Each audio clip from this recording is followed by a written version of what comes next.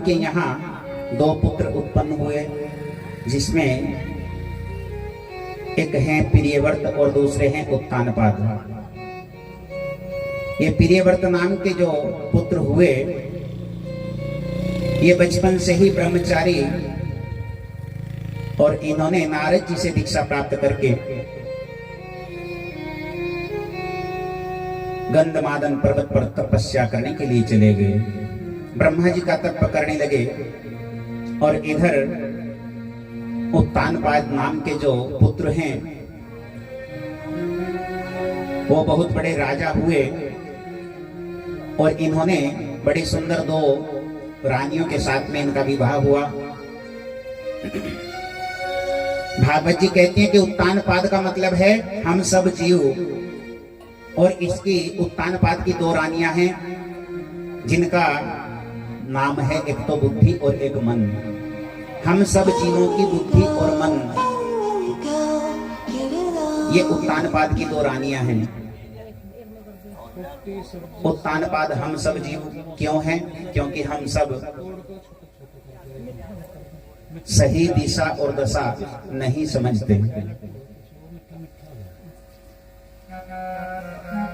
विवेक से काम नहीं लेते, इसलिए हम सब लोग उत्तानपाद हैं।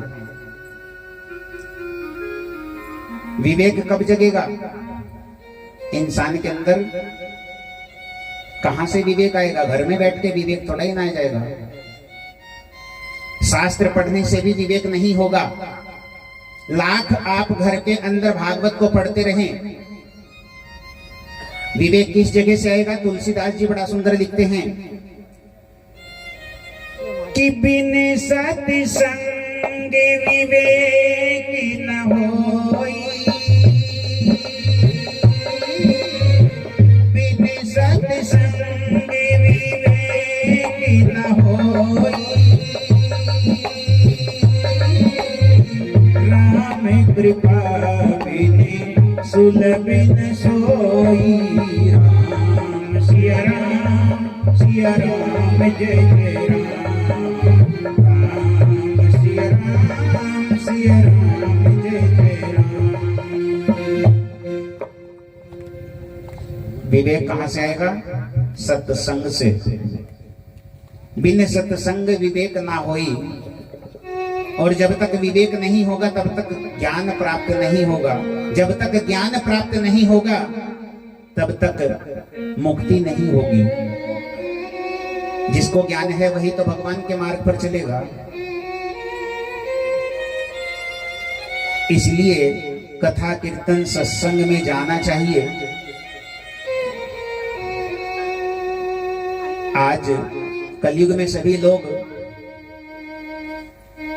अघोर पापी हो रहे हैं।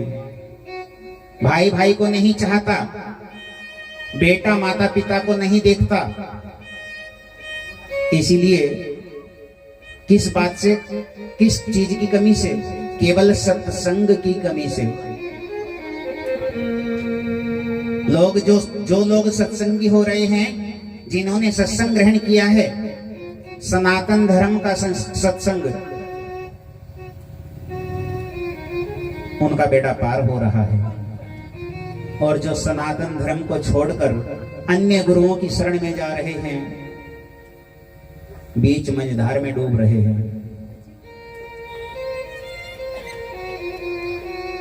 बड़ी रानी का नाम है सुनीति और छोटी का नाम है सुरुचि। सुनीति कहते हैं जो नीति के अनुसार कार्य करे, सुरुचि कहते हैं जो अपनी इच्छाओं के अनुसार कार्य करे। उत्तानपाद नाम के राजा की दोनों रानियां, दोनों के यहाँ एक एक पुत्र है।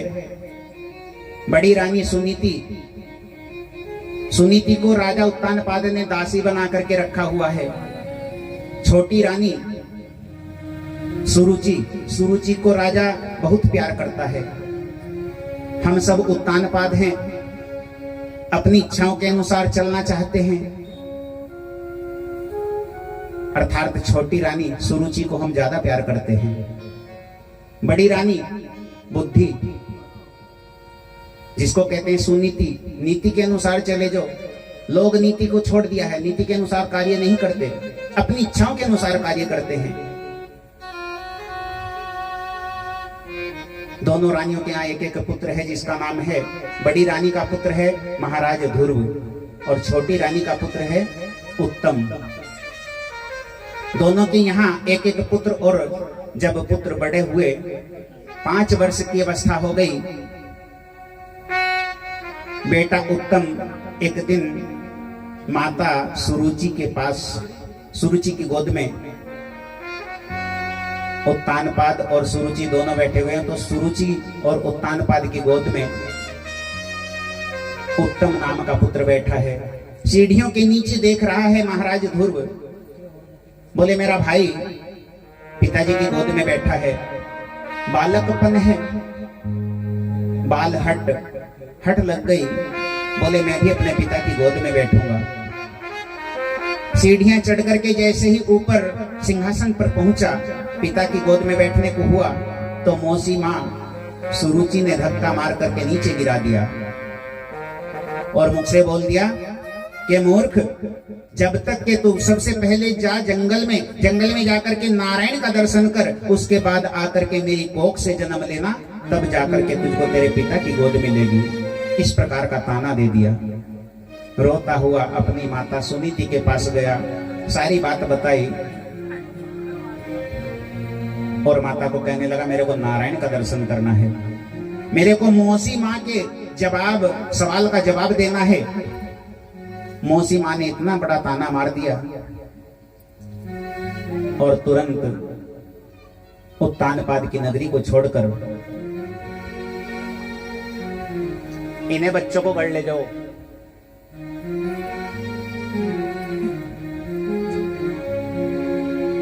उत्तानपाद को नगरी को छोड़कर महाराज ध्रुव सुनीति की आज्ञा से जंगल में चल दिए और जंगल में जाकर के बड़ा सुंदर, बीच रास्ते में श्री नारद जी मिल गए। माता ने कहा था कि बेटा नारायण का दर्शन करने के लिए नारद जैसा कोई गुरु मिल जाए तो वास्तव में भगवान का दर्शन हो सकता है। बोले मैया कोई बात नहीं, यदि तुम्हारा आशीर्वाद हमारे साथ है तो नारद जी भी हमको गुरु रूप में जरूर मिल जाएंगे। नारद जी का आगमन हुआ। बीच रास्ते में पूछा, बोले बेटा तू कौन है? बोले मैं उत्तानपाद का बालक हूँ। कहाँ जा रहा है? बोले मैं नारायण का दर्शन करने जा रहा हूँ। बोले बेटा तुझे पता है तेरी अभी खेलने खाने की उम्र है, अभी भगवान का दर्शन करने की उम्र नहीं है। बोले नहीं, मैं भगवान का दर्शन किए बिना नहीं लौटूंगा। बोले बेटा तेरे पिता को हम समझा देंगे, चल हमारे साथ। नारद जी की बात नहीं मानी। नारद जी को पूछा, बोले तुम कौन हो? बोले मैं नारद हूं। बोले तुम नारद नहीं हो सकते, क्योंकि नारद का कार्य, मेरी माता ने मुझको कहा कि नारद का कार्य भगवान को भक्तों से मिलाना है, और तुम तो मुझे संसार में भेज रहे हो। बोले बेटा मैं ही नारद हूं, मैं तो तेरी परीक्षा ले रहा था। परीक्षा लेकर के गुरु मंत्र दिया, ओम नमो भगवते वासुदेवाय। बड़ा सुंदर गुरु मंत्र लेकर यमुना नदी के तट पर पहुंच जाते हैं और जाकर के बड़ा सुंदर इस मंत्र का जाप किया। आइए आप भी अपनी जीवा को पावन करें। तेरी भोली सी सूरत सावरिया मेरे दिल में बसी जा रही। तेरी भोली सी सूरत सावरिया मेरे दिल में बसी जा रही है। तेरी भोली सी सूरत सावरिया मेरे दिल में बसी जा रही है। मेरे दिल में बसी जा रही है, मेरे दिल में बसी जा रही है, मेरे दिल में बसी जा रही है, मेरे दिल में बसी जा रही है, मेरे दिल में बसी जा रही है। अब तो पहले से हो, अब तो पहले से भी ज्यादा तेरी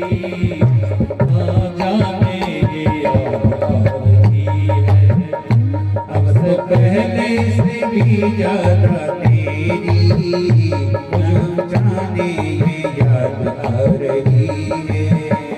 तेरी भोली सी सूरत सावरिया मेरे दिल में बस जा रही है।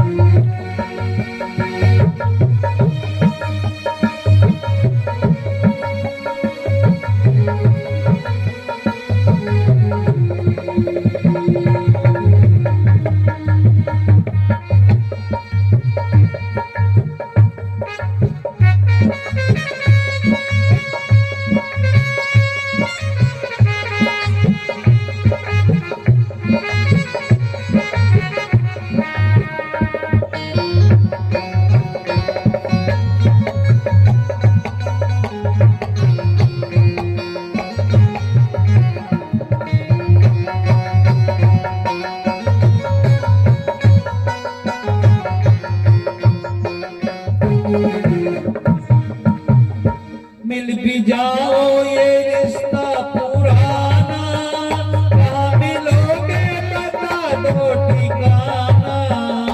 मिल भी जाओ ये रिश्ता पुराना, कहाँ मिलोगे बता दो ठिकाना।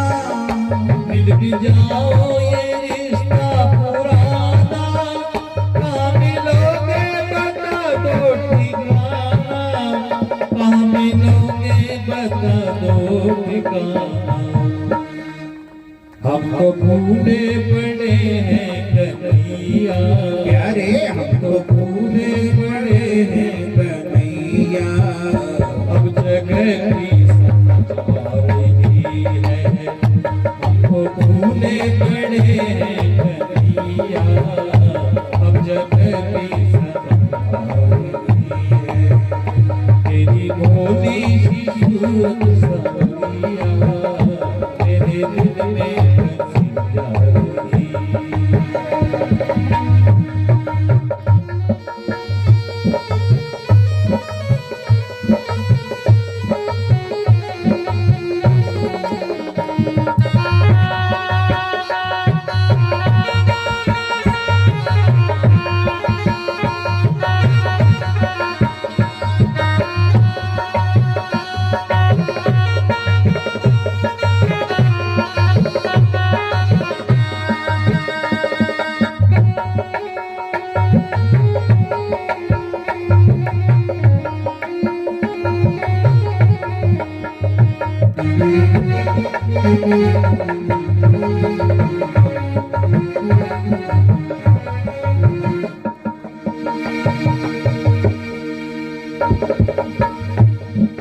गोपियों से हमको मिला दो, रस करते कहाँ ये बता दो। गोपियों से हमको मिला दो, रस करते कहाँ ये बता दो। गोपियों से हमको मिला दो, रस करते कहाँ ये बता दो। रस करते कहाँ ये बता दो।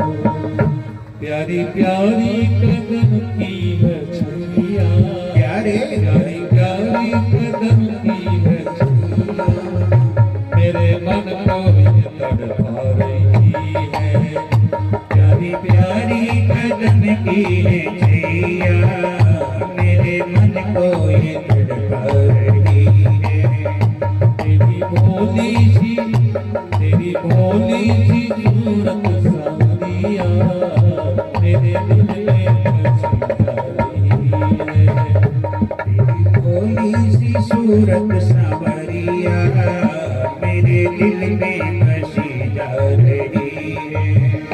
तेरी घुंघराली अलकों में उलझी मेरी प्यासी है ये दोनों आंखें।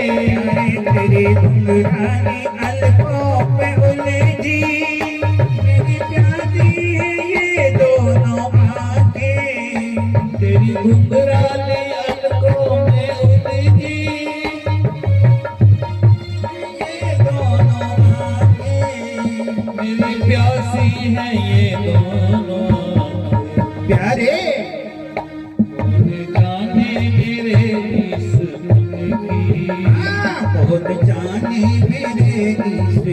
की याद आदत बनी जा रही है। कौन जाने मेरे इस मन की याद आदत बनी जा रही है। तेरी भोली सी सूरत सावरिया मेरे दिल में बसी जा रही है। मेरे दिल में बसी जा रही है। और इस प्रकार मंत्र जाप करके 6 महीने हो गए। नारद जी ने जाकर के भगवान से सारी बात बता दी। बोले छोटा सा बालक है और तुम्हारी भक्ति कर रहा है। गोविंद भगवान गरुड़ के ऊपर बैठ करके अक्षर भर में वहां पहुंच जाते हैं और जाकर के 6 महीने के ध्रुव को तपस्या करते हुए देखा। अपने हाथों से शरीर के ऊपर जो दीमक जम चुकी थी सारी दीमक उतारी और गोविंद भगवान ने ध्रुव से पूछा, बोले बेटा, अरे मैं आ गया हूं। महाराज ध्रुव छोटे से बालक हैं, 5 वर्ष का बालक, नहीं जानता, पहले कभी भगवान को नहीं देखा। बोले तुम कौन हो? बोले मैं ही तो वो हूं जिसको तू पुकार रहा है। बोले नहीं नहीं। बोले नहीं नहीं, सच्ची बात है, मैं ही हूं वो 4 भुजाओं वाले। अब एक टक होकर के देख रहा है, पहले कभी नारायण को नहीं देखा। भगवान मुस्कुराने लगे। बोले कितना अबोध, कितना सरल बालक है। भगवान जल्दी किसको मिलते हैं? भगवान जल्दी सरल भक्त को मिल जाते हैं।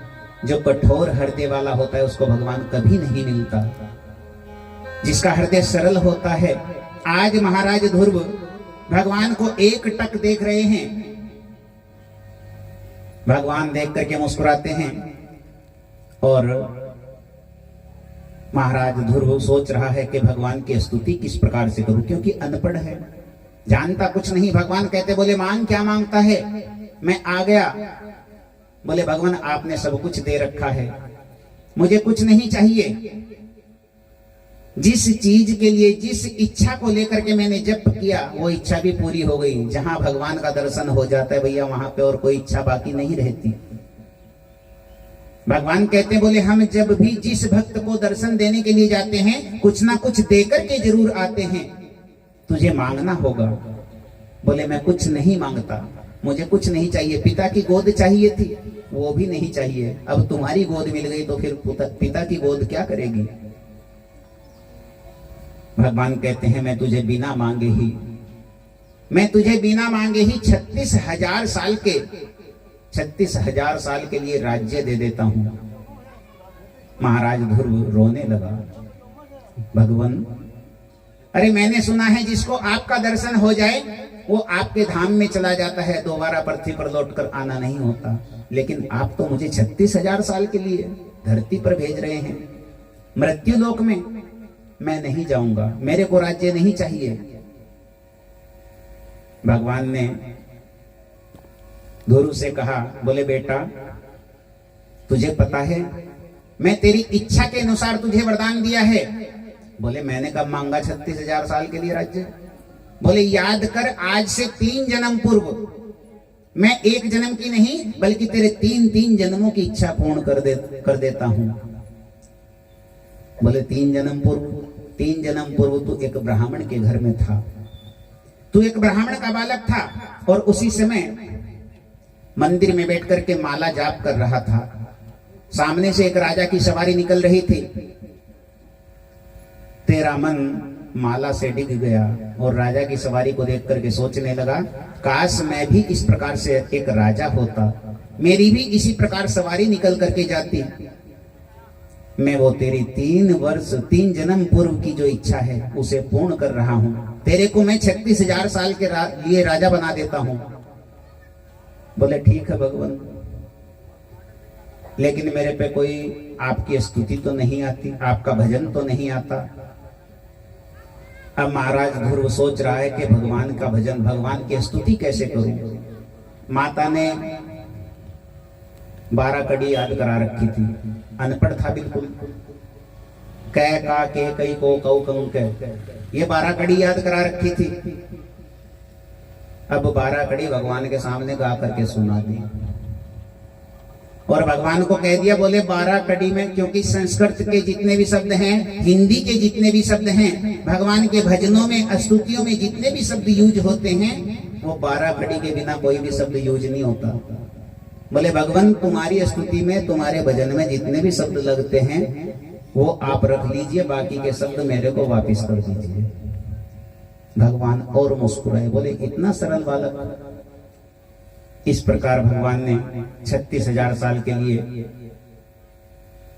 महाराज ध्रुव को अपने शंख से होठ छुआकर, ध्रुव के होठों से शंख को छुआया और कंठ में सरस्वती बैठ गई। बिना पढ़ा हुआ अनपढ़ चारों वेदों का ज्ञाता बन गया। इस प्रकार से भगवान की कृपा से आज भगवान अंतर ध्यान नहीं हुए। ध्रुव को दर्शन देने के बाद में भगवान मुड़ मुड़ करके पीछे देखते हुए चले जा रहे हैं। जहां तक भी भगवान की नजर पड़ी, ध्रुव को देखते चले गए। सारे भक्तों को भगवान ने दर्शन दिया और दर्शन देकर के अंतर ध्यान हो गए, लेकिन ध्रुव को दर्शन देकर अंतर ध्यान नहीं हुए, अदृश्य नहीं हुए। इस प्रकार से महाराज ध्रुव अपने राज्य में पहुंचा। राज्य में जाकर के बड़ा स्वागत सत्कार हुआ। वही सुरुचि, आज वही सुरुचि आरती का थाल लेकर के आई है और आरती का थाल लेकर के अपने ध्रुव की आरती उतारने के लिए, स्वागत सत्कार करने के लिए पूरा का पूरा नगर आया है। जिस समय पर ध्रुव राज्य को छोड़ करके जा रहा था, किसी पड़ोसी ने भी नहीं पूछा था, बोले बेटा तू कहां जा रहा है। लेकिन आज नारायण का दर्शन करके आया है तो पूरा का पूरा नगर स्वागत में खड़ा है। तुलसीदास बाबा बड़ा सुंदर लिखते हैं कि जा पर कृपा राम जी की होई, ता पर कृपा करे सब कोई। राम सिया राम, सिया राम जय जय राम। राम सिया राम, सिया राम जय जय राम। जिसके ऊपर नारायण कृपा करते हैं उसके ऊपर सब कोई कृपा करने के लिए तैयार है। और भैया जिसके ऊपर नारायण की कृपा नहीं तो समाज कहां से। आज भगवान दर्शन दे करके चले गए और ध्रुव ने सबसे पहले अपनी मौसी माँ को प्रणाम किया, दंडवत प्रणाम करके आज उत्तम राजगद्दी पर बैठा है। उत्तम के साथ में बड़ा सुंदर घमासान युद्ध हुआ। किसका? कुछ गंधर्वों का। गंधर्वों ने उसके भाई को, उत्तम को मार डाला, ध्रुव के भाई को। आज अपने भाई की मृत्यु का बदला लेने के लिए महाराज ध्रुव गंधर्वों से युद्ध करते हैं, निर्दोष प्राणियों को मारते हैं। महाराज परीक्षित जी सुखदेव जी से कह रहे हैं, बोले गुरुदेव जब गुरु मिल गया, गुरु दीक्षा मिल गई, भगवान का दर्शन हो गया, शास्त्र कहता कि जिसने भगवान का दर्शन कर लिया तो वो निर्दोष प्राणियों को नहीं मारता। भला फिर ध्रुव निर्दोष प्राणियों को क्यों मार रहा है? महाराज मनु ध्रुव के बाबा आकाश से आए, आकर के समझाया, तब जाकर के निर्दोष प्राणियों को मारना बंद किया। और सुखदेव जी कहते, बोले राजन निर्दोष प्राणियों को इसलिए मार रहा है क्योंकि नारद जी से केवल दीक्षा तो ले ली लेकिन सत्संग नहीं मिला। प्रेम से कहिए, ध्रुव जी को सत्संग नहीं मिला, इसीलिए तो निर्दोष प्राणियों को मार रहा है। इंसान को इसलिए सत्संग लेना बहुत जरूरी है। भगवान का दर्शन भी हो जाए, उसके बाद भी यदि सत्संग नहीं मिला तो कल्याण नहीं होगा।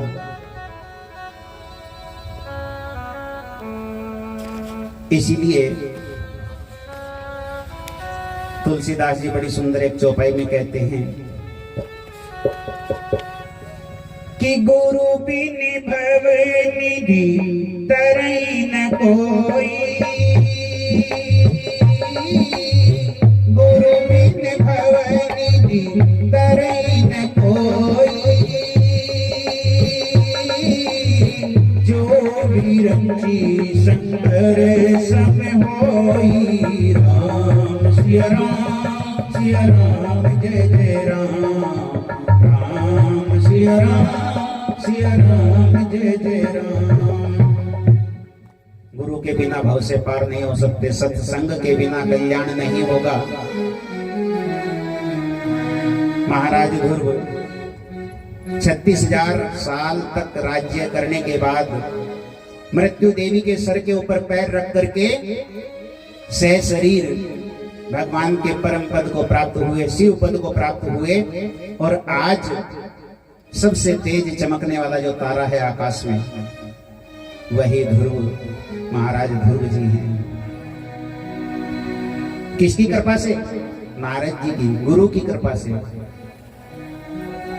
और इस प्रकार से आगे चल करके महाराज उत्तानपाद के भाई प्रियव्रत जो गंधमादन पर्वत पर चले गए, इन्हीं के वंश में एक राजा हुए हैं अंग। ध्रुव के वंश में हुए हैं अंग, और अंग के आगे चलकर बैन, और बैन के यहाँ विष्णु भगवान के अवतार श्री पृथु भगवान। बोलिए पृथु महाराज की। पृथु भगवान ने बड़ा सुंदर एक विवाह रचाया।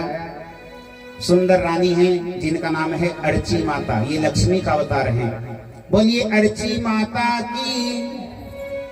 और इस प्रकार से पृथु महाराज के यहाँ